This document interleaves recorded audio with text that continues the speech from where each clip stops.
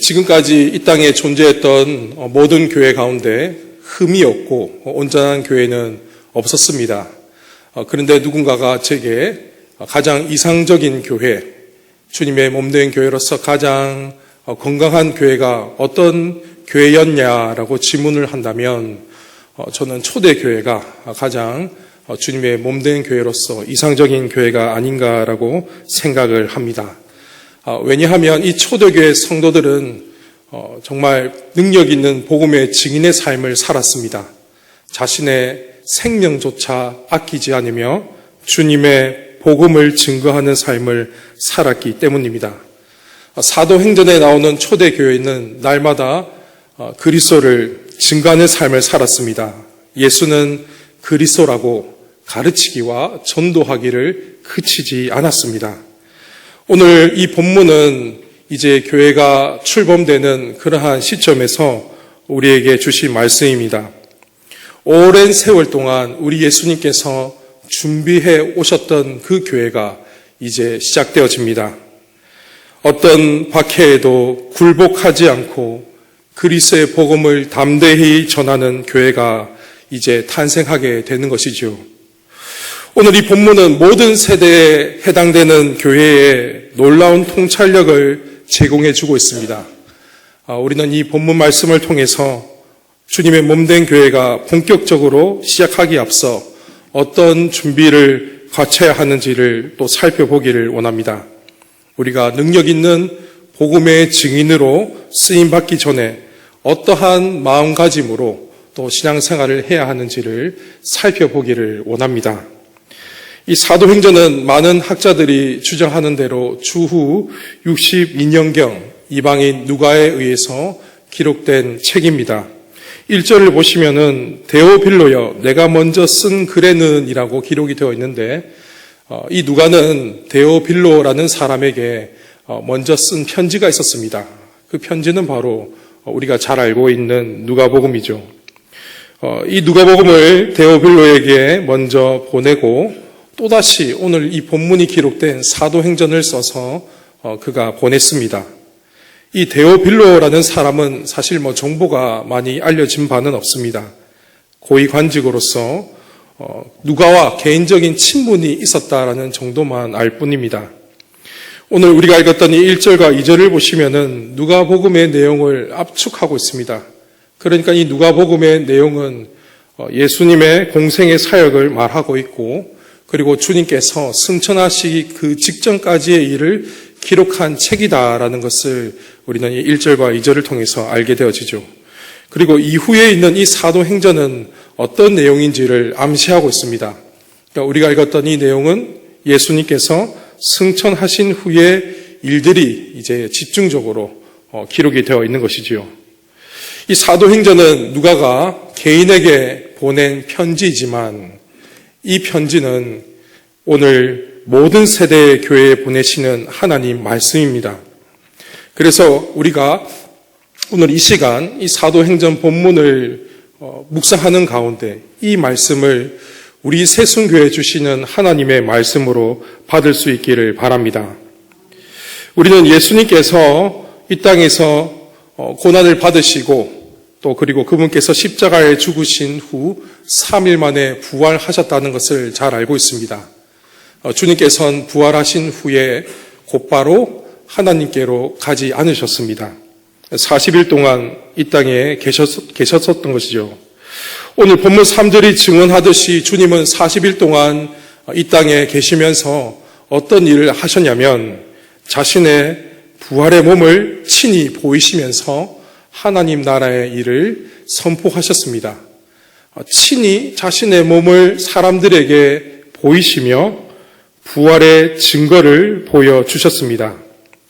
예수님께서 40일 동안 사도들에게 말씀하신 것은 크게 두 가지입니다. 첫 번째는 주님의 부활, 그리고 두 번째는 하나님 나라의 일입니다.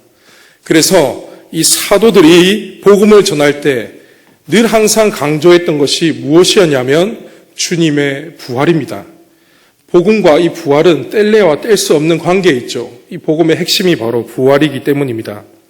우리 예수님께서 공생의 사역을 시작하셨을 때에 하나님 나라의 일을 말씀하셨듯이 이 사도들도 그들이 하나님 나라를 담대히 전파했습니다. 이 사도행전을 보시면은 시작이 하나님 나라로 되어 있고 마지막도 하나님 나라로 끝나는 것을 보게 되어집니다. 방송실 PPT를 띄워주십시오. 사도행전 1장 3절 말씀을 보시면은 우리가 읽었던 내용이죠. 그들에게 보이시며 하나님 나라의 일을 말씀하시니라. 마지막 28장 31절 말씀을 보면 하나님 나라를 전파하며 주 예수 그리스도에 관한 모든 것을 담대하게 거침없이 가르치더라라고 하고 끝이 납니다. 그래서 여러분, 이 사도행전의 주제가 무엇인가? 사도행전은 무엇을 말하는 책인가? 우리는 알게 되어지는 것이죠. 바로 하나님 나라. 하나님 나라 확장을 말하고 있는 책이 바로 사도행전입니다. 그리고 그 하나님 나라의 기초는 무엇이냐면 우리 예수님의 죽으심과 부활입니다. 그래서 사도들이 전파했던 그 복음에는 이 두 가지가 반드시 포함되어 있었습니다. 하늘로 승천하시기 전에 우리 예수님께서는 제자들에게 분부하시면서 아버지께서 약속하신 것을 기다리라라고 말씀하십니다. 우리가 읽었던 4절과 5절을 보시면 사도와 함께 모이사 그들에게 분부하여 이르시되 예루살렘을 떠나지 말고 내게서 들은 바 아버지께서 약속하신 것을 기다리라. 요한은 물로 세례를 베풀었으나 너희는 몇 날이 못되어 성령으로 세례를 받으리라 하셨느니라.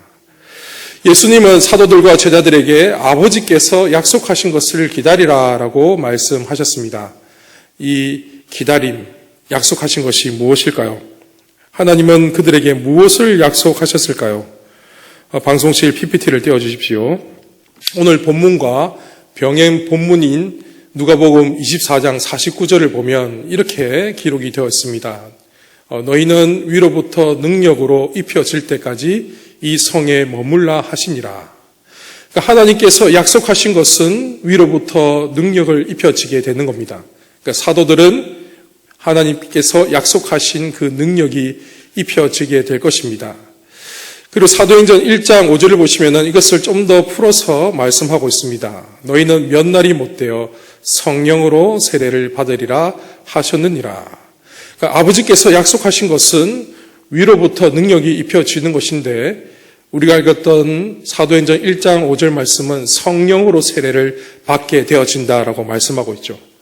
그러니까 이 약속은 성령 세례를 뜻합니다. 하나님께서는 제자들과 사도들에게 성령의 세례를 받고 성령의 능력을 체험하게 될 것을 약속하십니다. 이처럼 하나님께서는 주님의 몸된 교회에 변하지 않는 약속을 주셨는데 그 약속이 바로 이것입니다.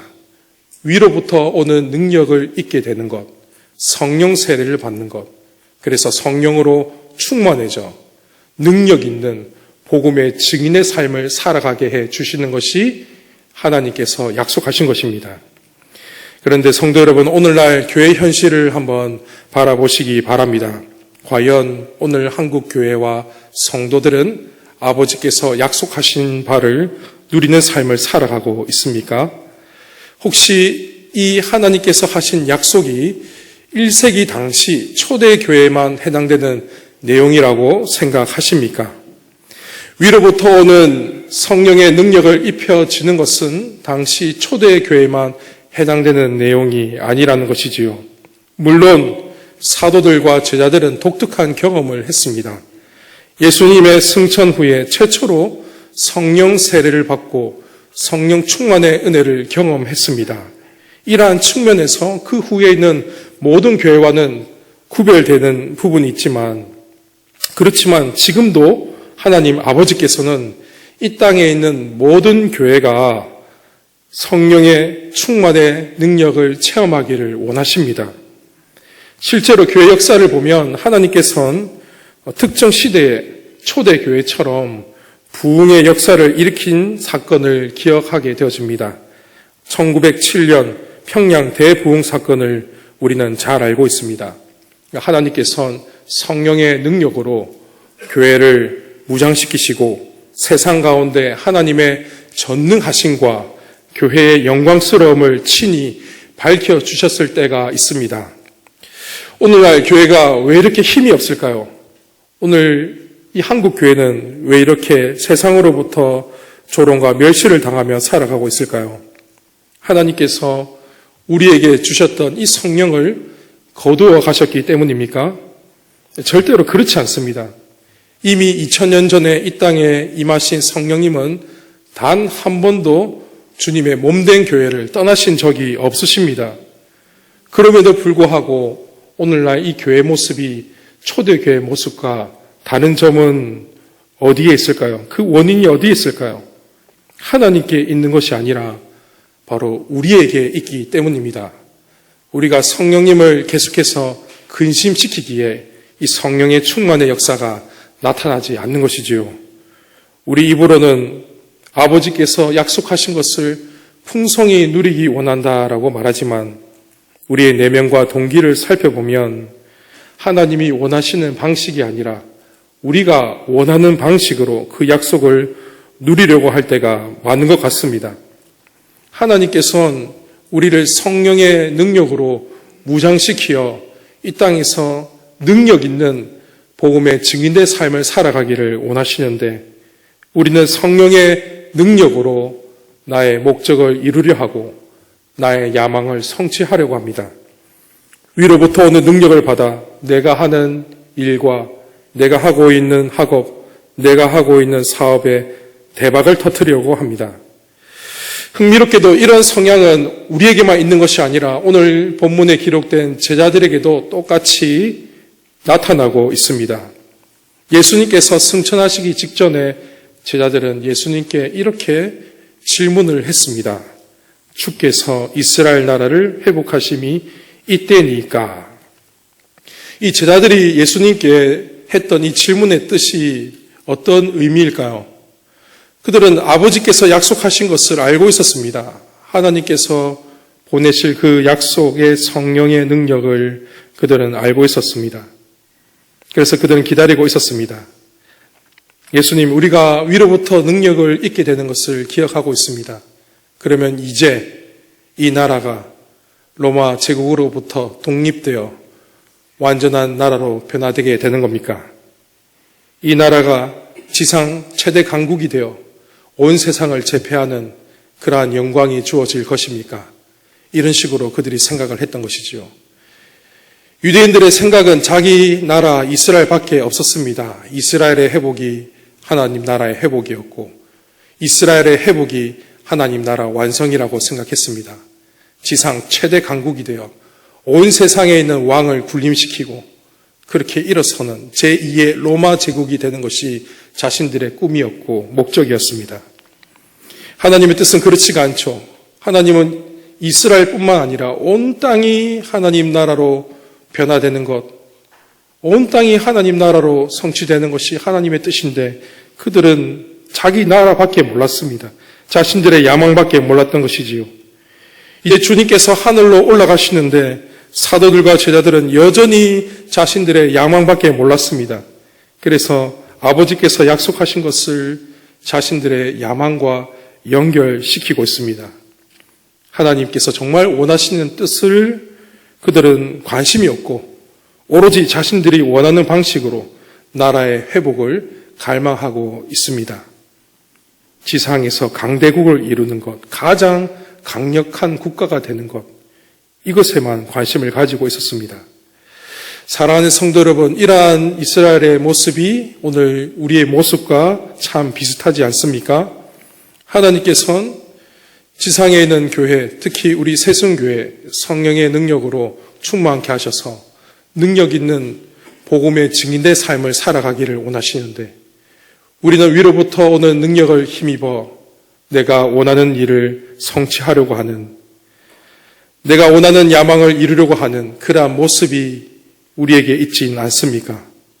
하나님께서는 우리를 통해서 더욱더 자신의 나라를 세워가기를 원하시는데 더욱 하나님 일을 크게 감당하기를 원하시는데 우리는 그저 우리의 삶의 문제에 매몰되어 이것에만 초점을 두고 이것만 생각하고 살아가고 있는 것이 우리의 모습은 아닐까요?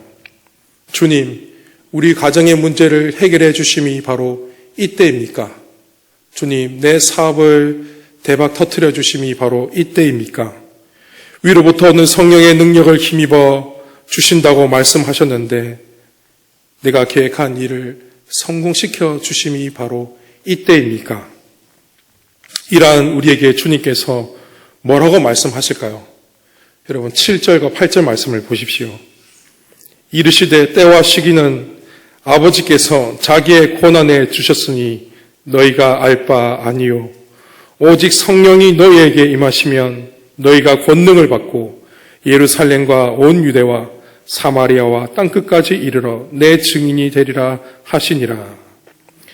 나라의 회복 그 때와 시기는 너희가 알 바가 아니다 이렇게 말씀하시지요. 그 때와 시기는 아버지의 고난이기 때문에 그들이 알 바가 아니다라고 말씀하십니다. 그들은 자신들이 원하는 방식으로 이스라엘이 로마 제국으로부터 독립을 이루고 지상 최대 국가가 되기를 원했습니다. 그렇게 소망했습니다.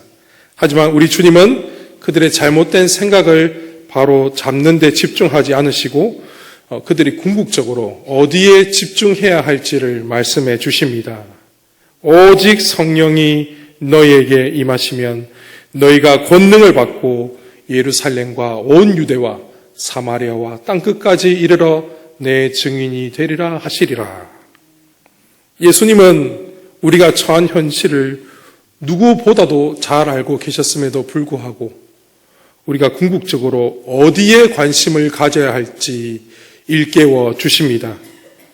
우리가 극복해야 할 현실의 문제는 아버지의 고난에 있음을 기억해야 합니다. 내 가정의 문제, 자녀 문제, 진로의 문제, 이 모든 문제는 우리 하나님 아버지께서 정하신 때와 시기가 있다는 것을 기억하시기를 바랍니다. 우리가 이런 일에만 매달려 궁극적으로 정말 관심을 가져야 할 일을 놓치며 살아가고 있지는 않는지 우리 스스로를 점검하고 살펴보았으면 좋겠습니다. 정말 우리가 궁극적으로 관심을 가져야 할 것은 바로 땅끝까지 이르러 예수님의 증인된 삶을 살아가는 것입니다. 성령님은 2000년 전 오순절날 이 땅에 강림하셨습니다. 그때부터 우리 성령님은 지상에 있는 모든 교회 가운데 능력을 주셨고 우리를 복음의 증인이 되게 하셨습니다. 오늘 이 사도들에게 약속하셨던 그 성령은 이미 이 땅에 임했고 그 성령의 역사는 이미 일어나고 있습니다. 성령님은 그때나 지금이나 전혀 변함이 없으십니다. 계속해서 교회를 성령의 능력으로 무장시키고 온 세상을 향해 복음의 증인으로 살아가게 하십니다. 이것이 아버지께서 약속하신 것입니다. 그런데 문제는 바로 우리에게 있습니다. 아버지께서 약속하신 것을 우리는 기억하지 않고 잊어버리고 우리 현실의 삶에만 매몰되어 여기만 바라보고 살아가는 것이 우리 인생인처럼 보여집니다. 골로새서 4장을 보면 방송실 띄워주십시오. 사도 바울이 로마 감옥에서 구금된 상황에서 자신의 동력자들을 위해서 기도를 요청합니다.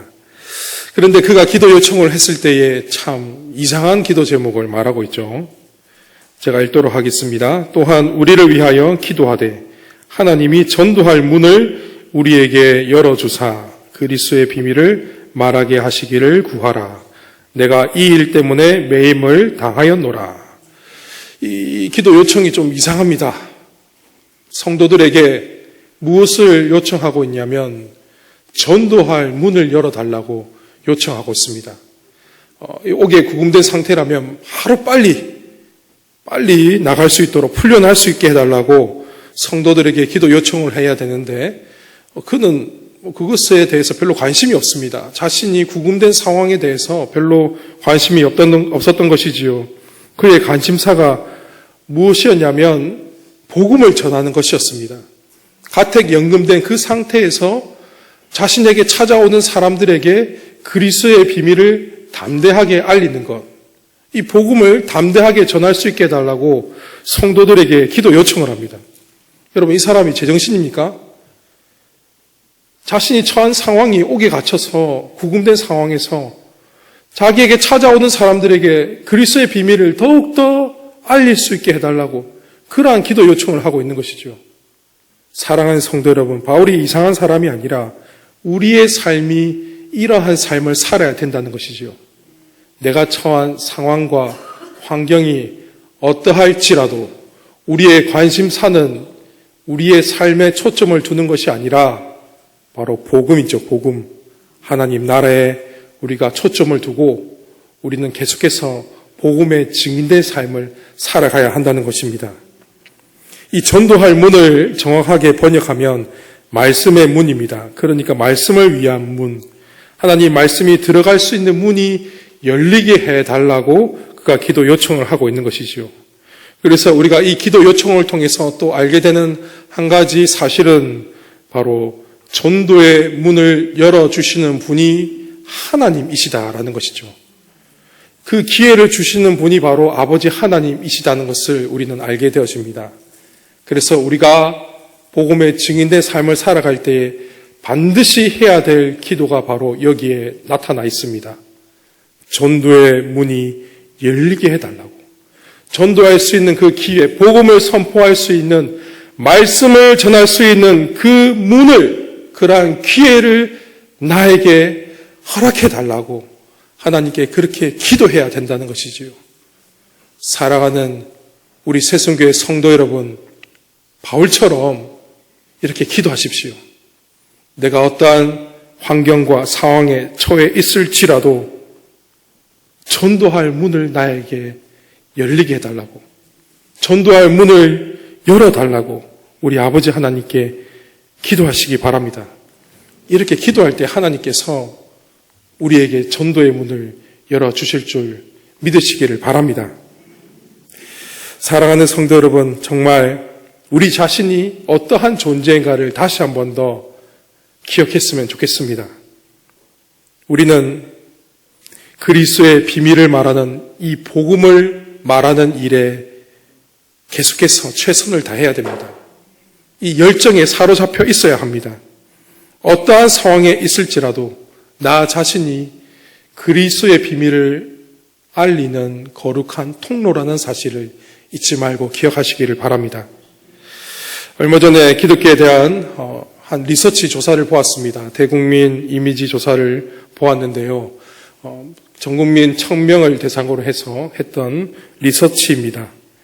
기독교를 신뢰한다라는 비율이 18% 나왔고, 나머지가 이제 신뢰하지 않는다라는 비율로 나왔던 것이죠. 80%가 넘었습니다.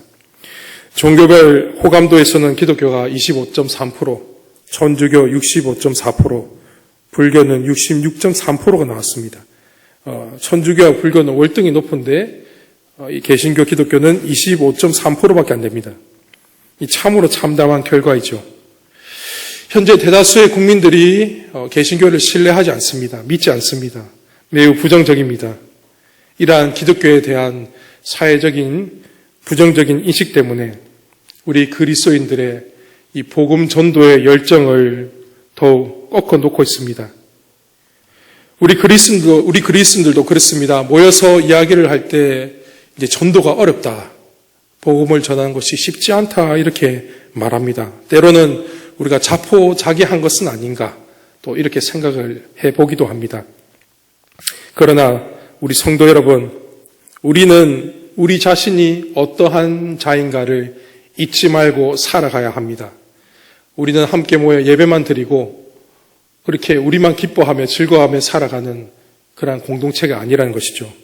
우리 자신이 복음의 증인이며 우리 자신이 그리스도의 비밀을 알리는 거룩한 통로라는 사실을 잊지 말고 기억하시기 바랍니다.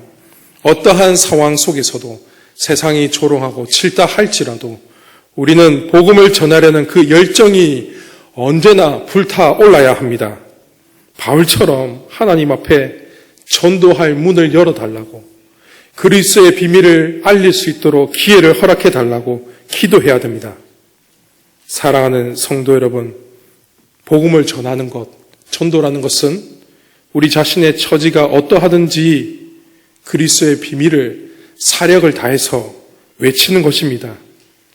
이 복음의 증인은 그리스도의 십자가의 은혜를 체험한 자이고 성령의 은혜를 받은 자입니다.